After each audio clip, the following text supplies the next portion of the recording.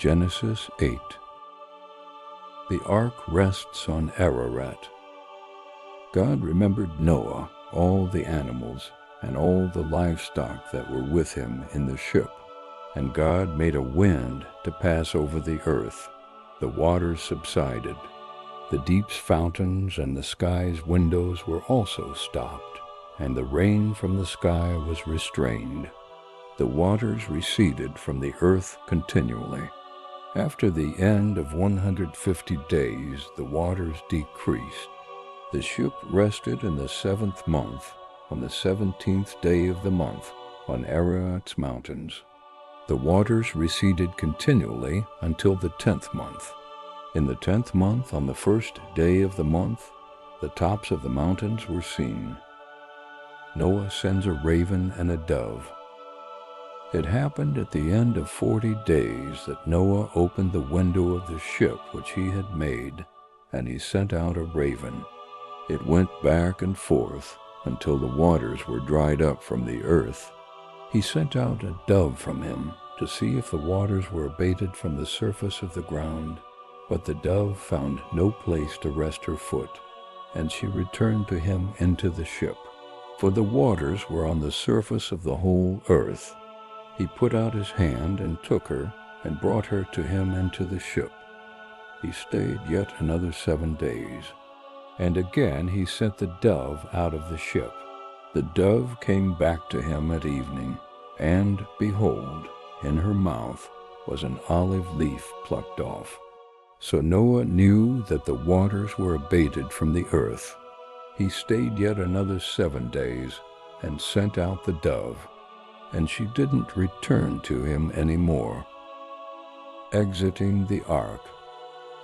It happened in the 601st year, in the 1st month, the 1st day of the month, the waters were dried up from the earth. Noah removed the covering of the ship, and looked.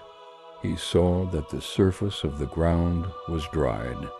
In the 2nd month, on the 27th day of the month, the earth was dry. God spoke to Noah, saying, Go out of the ship, you, and your wife, and your sons, and your sons' wives with you.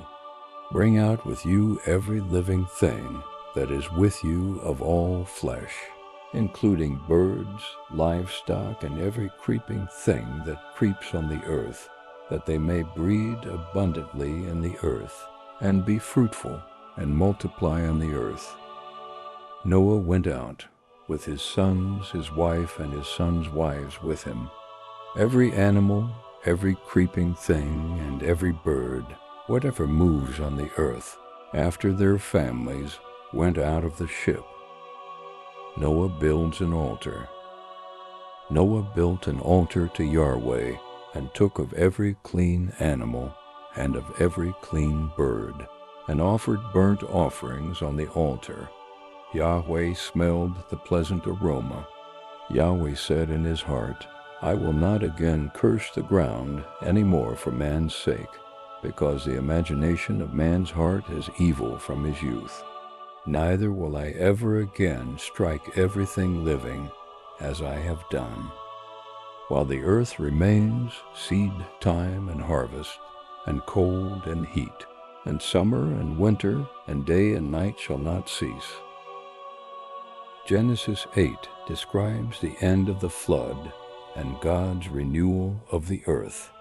After 150 days, God causes the waters to recede, and the ark rests on Mount Ararat. Noah releases a raven and then a dove to check for dry land. The dove returns with an olive leaf, signaling that the earth is recovering. When the ground is fully dry, God commands Noah and his family to leave the ark. Noah builds an altar and offers a sacrifice pleasing God. In response, God promises never to destroy the earth by flood again, marking a new beginning for humanity.